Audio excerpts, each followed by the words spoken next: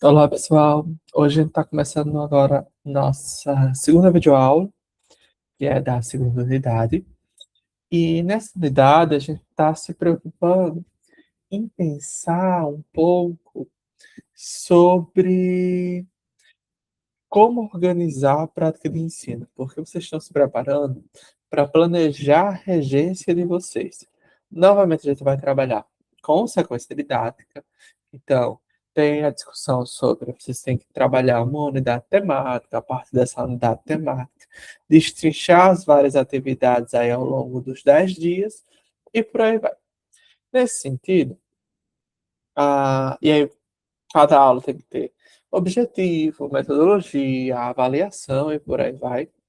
Mas nessa aula, em específico, eu quero discutir um pouco com vocês sobre pensar em um currículo que atenda à especificidade de várias crianças com níveis de aprendizagem diferentes, e em alguns casos com um nível de desenvolvimento diferente. O que eu quero dizer com isso? Lá na primeira unidade, na videoaula também, eu discuti um pouco com vocês que, por exemplo, em turmas multisseriadas, se a gente pega uma turma multisseriada que vai do primeiro ao quinto ano, isso é raro acontecer, mas pode acontecer. Vocês vão ter crianças de 6 anos de idade e crianças de 10 anos de idade. Essas crianças estão em momentos diferentes da sua maturidade cognitiva e também estão em momentos diferentes da sua aprendizagem. Uma criança lá para o quinto ano já tem uma maior apropriação da língua escrita, ou pelo menos deveria ter, enquanto a criança do primeiro ano está se apropriando dessa língua escrita. Está começando o processo de desenvolvimento das habilidades de leitura e escrita. Isso eu estou usando a língua portuguesa como exemplo, porque em muitas situações é o nosso principal exemplo. Nossa principal carga horária distribuída para dentro da língua portuguesa. Nesse sentido, é importante que nossas propostas pedagógicas tenham um quê de flexibilização quanto a atender a demanda do aluno que tem um maior nível, por exemplo, de leitura e escrita, e atender o aluno que tem um menor nível de leitura e escrita. Se a gente pensar na matemática, é atender o aluno que está ali aprendendo a relação quantidade numeral e atender também aquele aluno que está nas operações matemáticas de multiplicação e divisão, ou subtração, soma, e por aí vai, ou fração. Então, a gente precisa pensar nas nossas propostas com uma flexibilidade curricular de a atividade que eu tenho que propor, eu posso fazer diferenciadas, então esse grupo vai fazer essa proposta, esse outro grupo realiza outra proposta, ou dentro de uma mesma proposta, flexibilizar a fim de contemplar a todos aqueles ali que estão desenvolvidos. No campo da educação especial, a gente tem falado de desenho universal para aprendizagem, o DUA. Talvez você já tenha ouvido falar, que é justamente desenhar um currículo que ele seja universal para todos e que todos possam aprender com ele. Isso é lá quando a gente pensa as crianças com deficiência e tudo mais. Mas isso também se aplica nesse cenário de turmas multisseriadas em que a gente tem diferentes níveis de aprendizagem e diferentes níveis de desenvolvimento cognitivo. Então, contemplar essa gama de sujeitos é super necessário para o desenvolvimento da nossa proposta pedagógica, ok? E aí, falando especificamente sobre a língua escrita, que vocês vão necessariamente, nesses 10 dias de regência, passar por propostas que se voltam à língua escrita, eu trouxe alguns exemplos de atividades para a gente pensar um pouquinho sobre essa diversidade. E eu também optei por trazer ah, uma sequência didática lá no final, que foi desenvolvida por uma professora que eu acompanhei e que está também em um artigo que eu publiquei, certo? Ah, dito isso, vamos lá. Isso também funciona. Eu estou falando muito de turmas multisseriadas, porque vocês podem encontrar isso, vocês podem encontrar essa especificidade, mas dentro de uma turma de um único ano letivo, por exemplo, no primeiro ano, você pode ter sujeitos com maior nível de desenvolvimento das habilidades de leitura e escrita e um sujeito com um menor nível de desenvolvimento dessas habilidades. Eu lembro quando eu fui professor do primeiro ano, eu tinha 3 alunos que eram proficientes na leitura e na escrita, liam e escreviam com muita facilidade, e ali não eram ortográficos, mas conseguiam ler tranquilamente vários textos. E eu tinha uma grande gama de alunos, um grande número de alunos que estavam aprendendo, criando um repertório de letra, entendendo a conversão grafema-fonema, logo no início do processo de leitura e escrita. E aí minhas atividades tinham que propor, tinham que contemplar tanto aquele grupo menor que já tem um nível de desenvolvimento da leitura e escrita e que eu precisava avançar com eles, e contemplar aquele grupo que tinha um nível ainda mais inicial do desenvolvimento dessas habilidades e que eu precisava fazer que eles avançassem o mais rápido possível. Então, eu contemplei, a proposta tinha que contemplar esses dois grupos. Por isso que a aula de hoje, independente se você está numa turma multisseriada ou não, vai ser importante, porque dentro de uma mesma turma, a gente vai ter diferentes níveis de aprendizagem, porque a gente lida com sujeitos diferentes, que aprendem de formas diferentes, que se envolvem com a aprendizagem, com os processos de ensino de forma diferentes, e que têm ritmos diferentes, que têm formas de aprender diferentes, que têm relações com os objetos de aprendizagem diferentes, tá bom? E aí eu intitulei, né, a apresentação, tenho vários alunos com níveis diferentes de escrita, e agora, para a gente pensar um pouquinho nessas aprendizagens. Eu não quero entrar muito nessa. Eita, foi demais. Eu não quero entrar muito nas especificidades de explicar psicogênita língua escrita, que vocês tiveram disciplinas de alfabetização que provavelmente passaram por esses tópicos, mas só para rememorar, quando a gente pensa na língua escrita, na aprendizagem, a Emília Ferreiro, junto com a Ana Teberoski, desenvolveu uma proposta que entende que o aluno passa por diferentes níveis até chegar no nível que é alfabético, ortográfico, é aquele que já se apropriou da língua e de todas as regras que a regem, desde acentuação, pontuação e tudo mais, certo? E ela vai dizer que a gente tem o nível pré-silábico, o nível silábico, silábico alfabético e alfabético. O nível pré-silábico, ele inicia quando a criança começa a diferenciar o que é letra e o que é desenho. Ela identifica que isso aqui é um desenho e esse outro tipo de representação gráfica é uma letra. A gente vai perceber isso muito quando as crianças já fazem essa diferenciação, quando a gente pede para elas escreverem. Escreva a palavra papagaio. E aí, no lugar delas fazerem um desenho de um papagaio ou de uma ave genérica, elas fazem, às vezes, várias bolinhas ou vários tracinhos para dizer isso aqui é escrita, hein? Ela não é icônica, ela não reproduz o desenho. Ela tem uma outra forma de representar o mundo. Isso é quando as crianças começam a diferenciar. E aí elas vão avançando, vão ganhando outros tipos de diferenciação. Então, por exemplo, as crianças começam a escrever e já quando ganham um repertório de letra, às vezes escrevem, independente do que você manda elas escreverem, elas vão escrever todos com as mesmas letras, sendo que as diferenças vão estar de uma letra para outra na mesma palavra.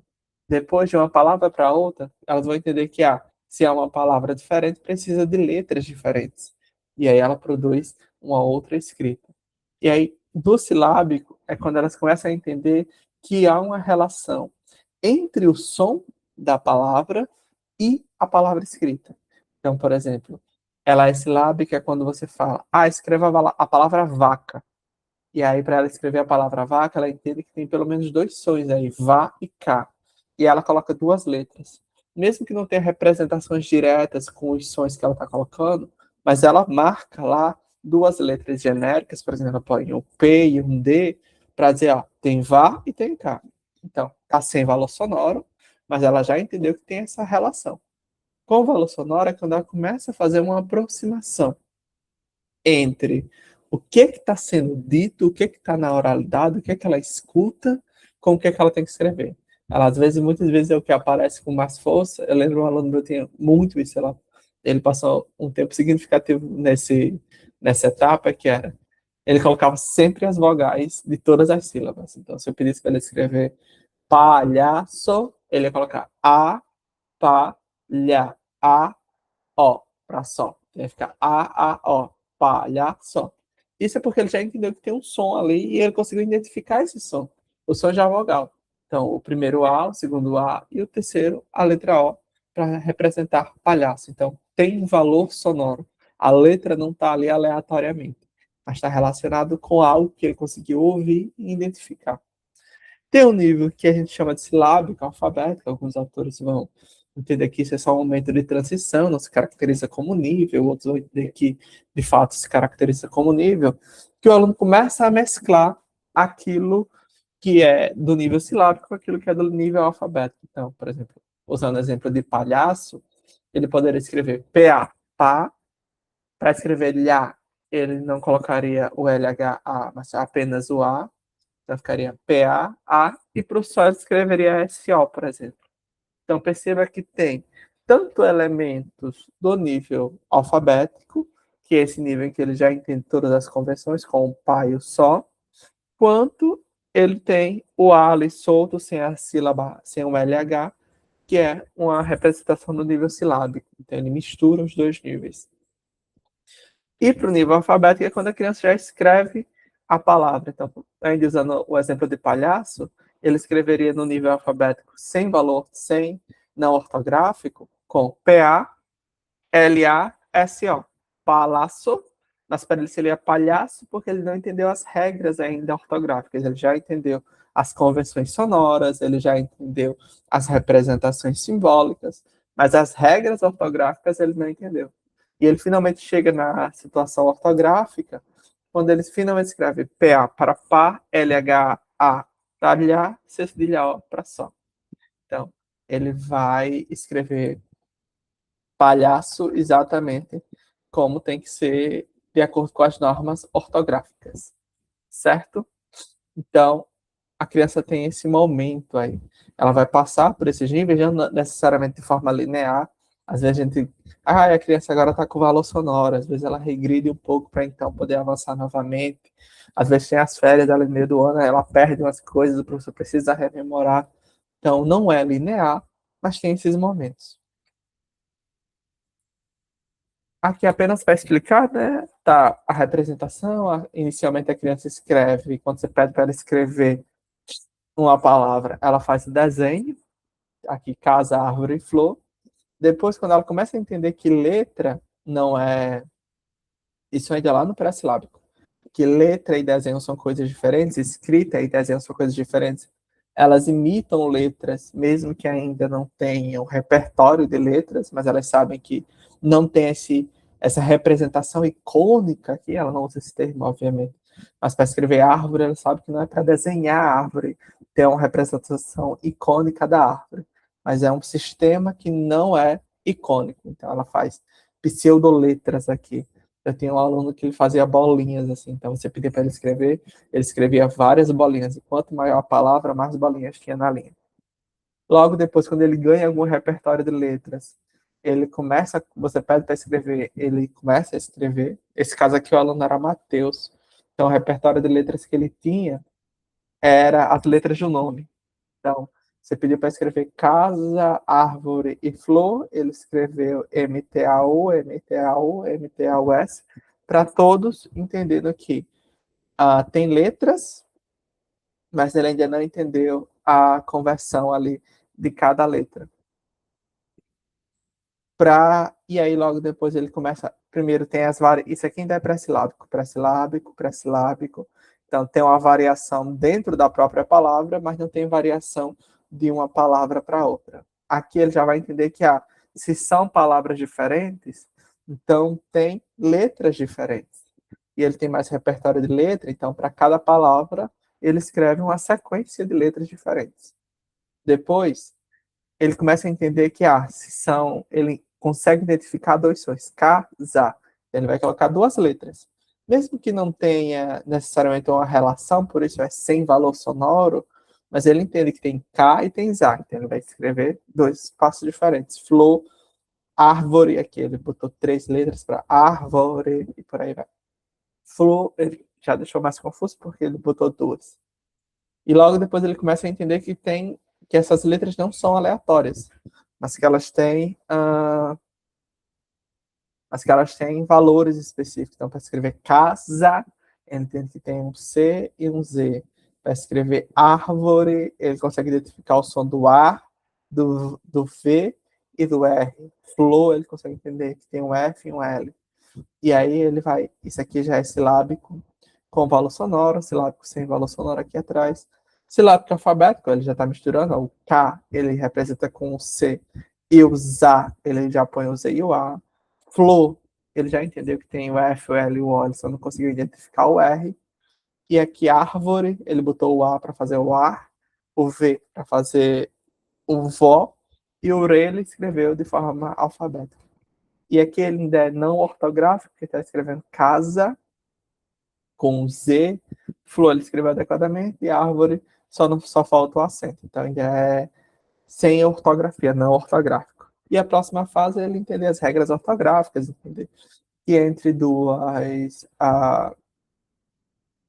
duas vogais, o S representa o som do Z e por aí vai, que são esses detalhes mais minuciosos. Enfim, eu fiz toda essa retrospectiva sobre psicologia da língua escrita para dizer, na verdade, que você pode encontrar na sua sala de aula crianças que estão nesse último balãozinho e crianças que estão nesses primeiros quadrados aqui, no primeiro, no segundo, no terceiro. Então, suas atividades, suas propostas pedagógicas têm que contemplar tanto a criança que está na linha superior, quanto a criança que está na linha inferior. E essas crianças têm objetivos diferentes de aprendizagem. Quem está aqui, por exemplo, no último quadrado, agora ele tem que entender a regra ortográfica de que entre duas vogais, o S representa o som de Z. Quem está aqui no primeiro quadrado, no segundo quadrado, por exemplo, que tem as pseudoletras, tem que entender que os grafismos aqui não são aleatórios, mas que são letras. E que letras, a gente tem um universo ali restrito e que ela precisa utilizar esse universo restrito.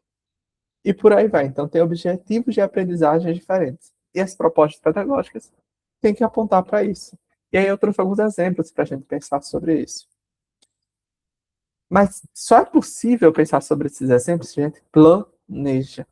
É algo que a gente sempre está discutindo com vocês, que é precisamos fazer o planejamento. Não existe proposta que a gente não planeje. E para planejar, a gente tem que observar. Por exemplo, para a gente saber como estão as crianças da turma que eu iria estagiar, é preciso mapear os níveis de escrita desses alunos. Então, não adianta, eu vou fazer uma atividade de tal forma. Se eu não sei em que nível como os alunos que eu vou estagiar tá. Eles são mais silábicos, são silábico alfabético, a gente tem aluno pré-silábico, tem aluno silábico alfabético. Como é que tá essa minha turma? Então, a primeira coisa, tem que mapear os níveis de aprendizagem desses alunos. Como a gente está falando de língua escrita, são os níveis de aprendizagem da língua escrita. Mas na hora da aula de matemática, vocês precisam saber como estão os níveis ali da matemática dos seus alunos.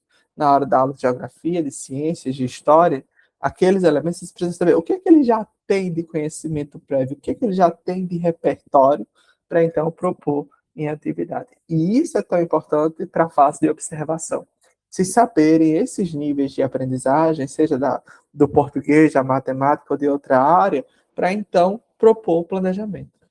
E aí, a partir desses níveis, desse mapeamento, é construir estratégias que exploram ali as potencialidades dos alunos, organizar materiais que respondam a essas demandas, organizar a sala de aula e o tempo que vocês têm disponível. Uma coisa que eu, pelo menos, senti na educação infantil em algumas das turmas que eu observei. Vocês não otimizavam a sala de aula de vocês. Era para fazer uma contação de história? A contação de história é melhor em círculo, ou cada um sentado na sua cadeira, ou um aglomerado de alunos? Qual é a melhor estratégia de organização da sala de aula para que aquela atividade seja o mais efetiva possível?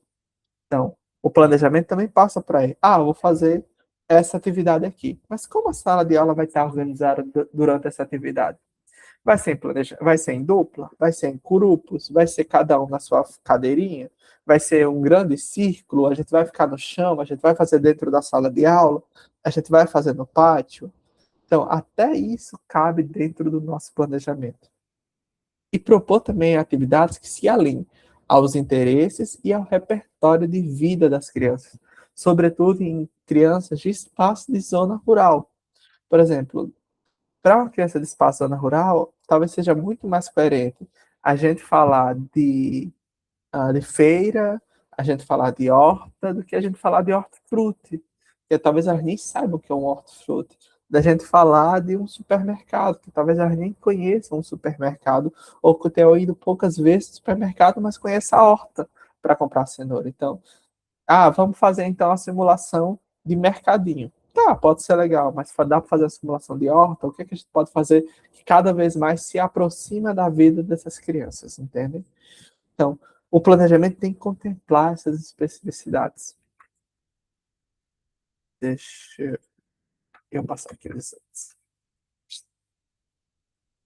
E aqui está um exemplo, por exemplo, de estratégias de aula.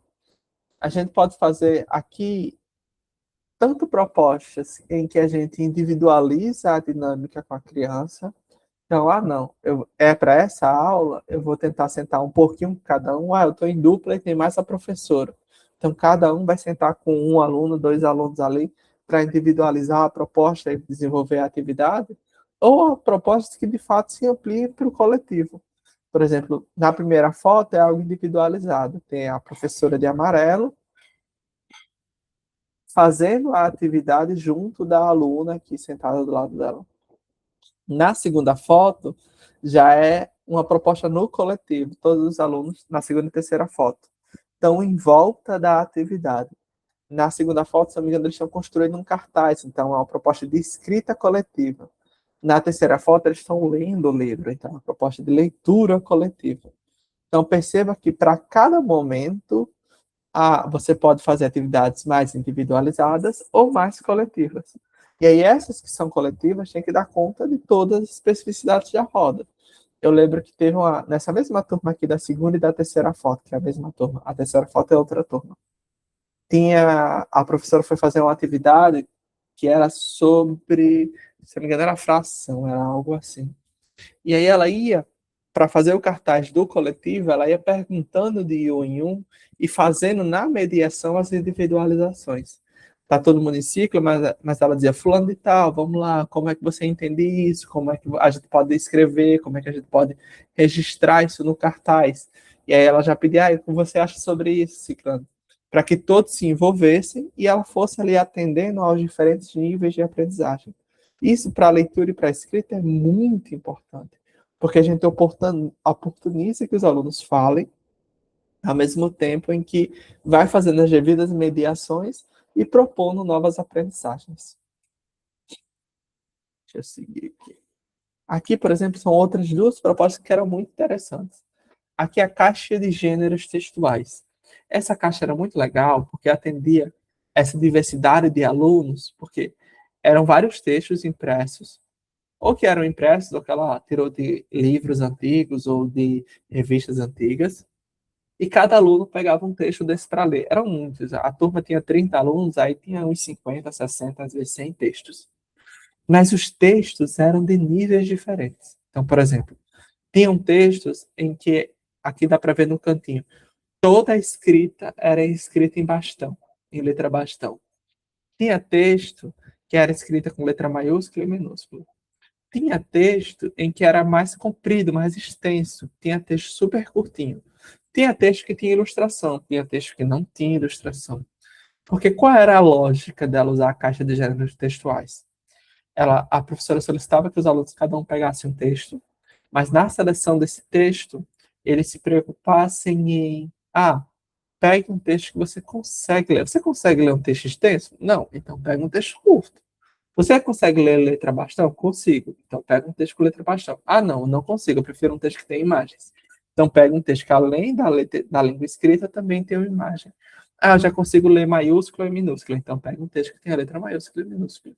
Então o material dava acesso a alunos de diferentes níveis de escrita. Aqueles que conseguiam fazer leituras mais extensas e aqueles que faziam leituras mais curtas. Aqueles que liam com a letra bastão, aqueles que não liam, que liam com letras variadas. aqueles que precisavam de um suporte visual, aqueles que não precisavam de suporte visual.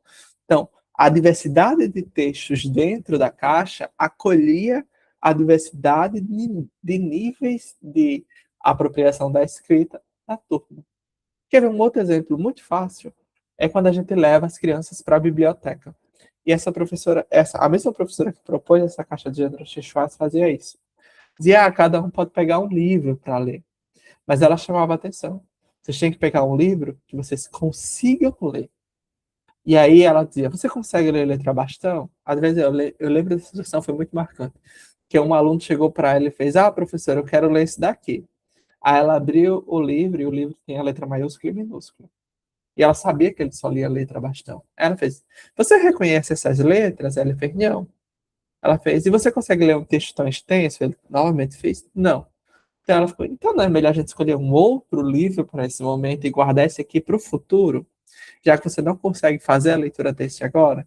E assim o aluno fez. O aluno guardou o livro que ele tinha pego no primeiro momento, para ele fazer uma leitura em outro momento, quando ele tivesse condições para isso, e foi procurar um livro que tinha letras bastões, que tinha mais suporte visual, que tinha textos mais curtos, para ele conseguir realizar a leitura.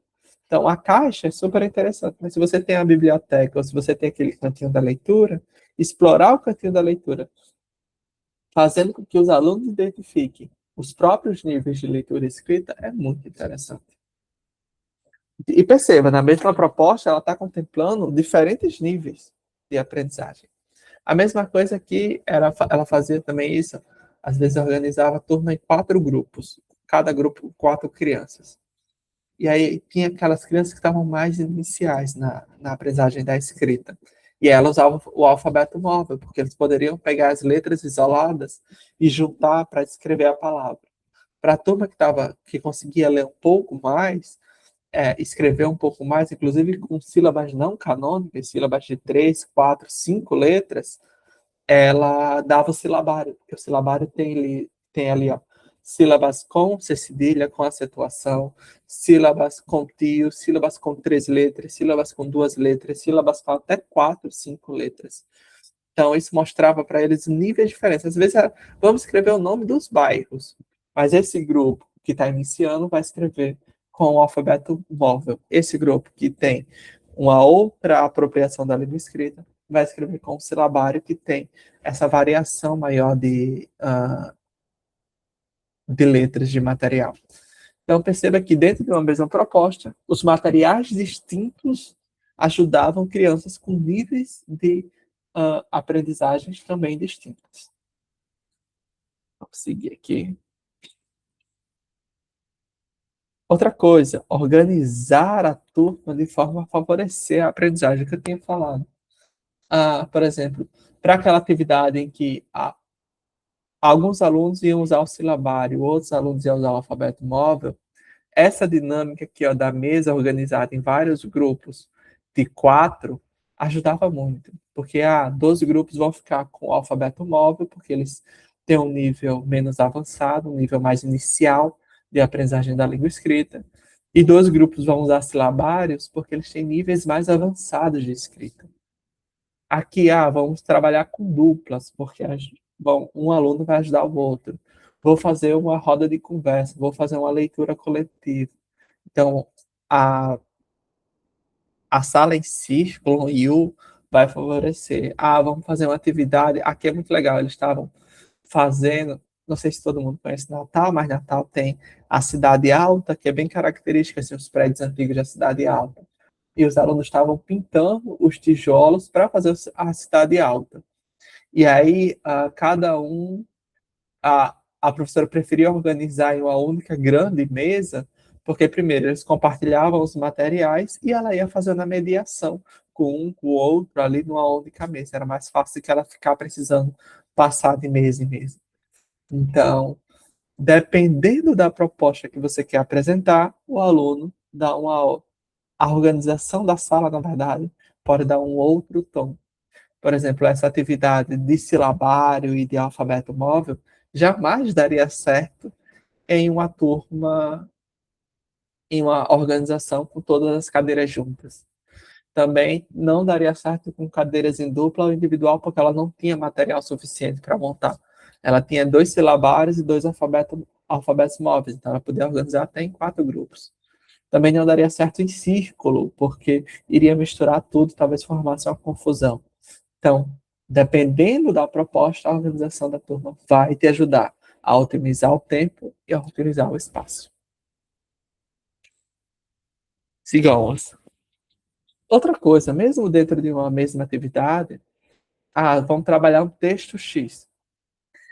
Esse texto pode ser, ah, esse texto pode ser trabalhado, às vezes, o mesmo conteúdo, mas com propostas diferentes. Perceba que nessa atividade, ela adaptou a atividade para diferentes níveis de leitura. A primeira atividade, o texto permanece sobre a flor xanana, que é símbolo do Natal, mas as perguntas que ela faz para o texto, aqui na primeira uh, atividade, uma turma de terceiro, quarto, até quinto ano talvez ficasse até mais fácil, mas de terceiro e quarto fosse mais fácil de responder para eles, fosse mais adequado para uma turma de terceiro e quarto ano. Na segunda atividade, com o mesmo texto, com a mesma proposta, com o mesmo tema, turmas de primeiro e segundo seriam mais adequadas. Então, perceba que há uma variação na atividade sem perder o conteúdo, sem perder o objeto de aprendizagem, sem perder o texto. Ela apenas variou os enunciados. Isso aqui é uma atividade impressa. Para dizer que nem tudo vocês precisam elaborar materiais incríveis, elaborar outros recursos. Uma atividade impressa, que é o básico, o mais trivial de uma sala de aula, você consegue fazer essas variações. E aqui, para dar um exemplo, de uma sequencialidade, que foi muito legal. A professora começou a sequencialidade trabalhando com o livro Dois Chapeuzinhos Vermelhos. Contextualizando basicamente o livro, é um livro em que, quem são os dois Chapeuzinhos Vermelhos? A Chapeuzinho Vermelho do conto europeu, a Chapeuzinho Vermelho, ela não tem nome específico, e o segundo Chapeuzinho Vermelho é o Saci Pererê e o Zorro Vermelho. E como o livro acontece? A Chapeuzinho Vermelho trocando e-mails com o Saci Pererê. E todo o livro são o e-mail da Chapeuzinho Vermelho para o Saci Pererê, o e-mail do Saci Pererê para Chapeuzinho Vermelho. E eles vão contando suas vidas nessa troca de e-mail. Então, é essa correspondência eletrônica todo o livro. Então, na primeira aula, ela leu o livro com eles, fez um momento de pré-leitura explicando o que é e-mail, explicando qual a função do e-mail, explicando o livro, relembrando quem é a Chapeuzinho Vermelho, relembrando quem é o Saci Pererê. Na verdade, o nome do livro é Dois Chapéus Vermelhinhos, não é Chapeuzinho Vermelho.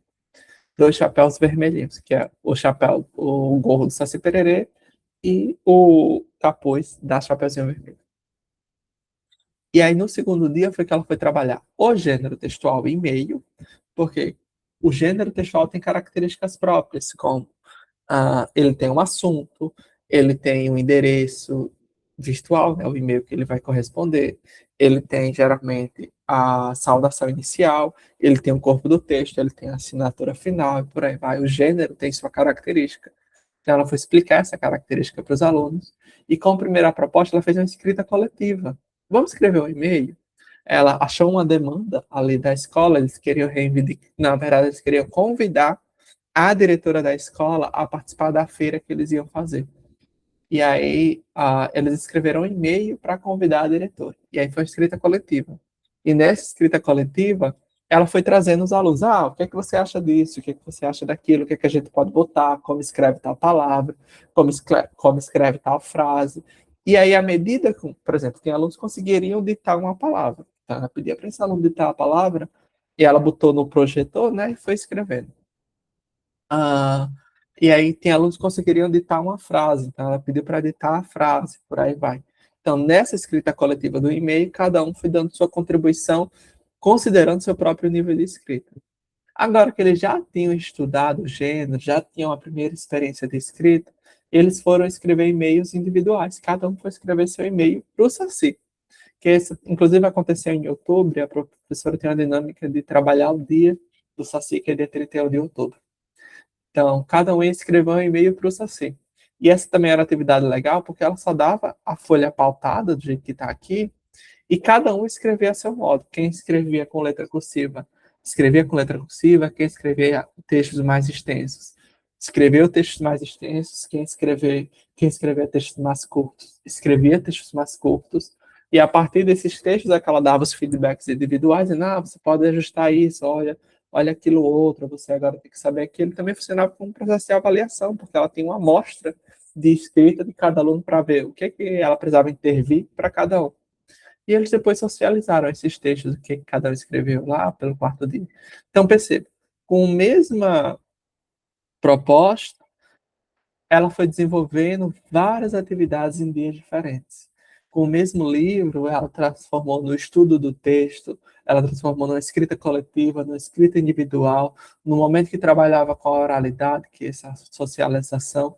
Isso é o que eu falo de unidade temática. Perceba que os dias não estão soltos. Ela não chega no dia seguinte com algo, eu tenho aqui uma novidade para vocês, e esquece o que fez no dia anterior. Mas tem uma progressão, uma continuidade da proposta. Nessa continuidade, ela conseguia trabalhar diferentes níveis de escrita desses alunos, diferentes níveis de aprendizagem de cada um desses alunos. Então, é importante a gente ter isso. Então, sequência didática que vocês vão trabalhar nessa unidade, vão precisar planejar, tem que ter essa unidade temática, tem que ter essa progressão e tem que também respeitar os níveis distintos dos alunos. Essa sequência didática, inclusive, é um dos textos obrigatórios de vocês, é um artigo meu com a professora Manoel, em que vocês vão trabalhar a. Deixa eu voltar para cá. Vocês vão trabalhar para essa unidade, tá bom? Bom, basicamente é isso. Estudem, organizem o planejamento de vocês e a gente se vê na próxima aula. Desejo a todos bons estudos.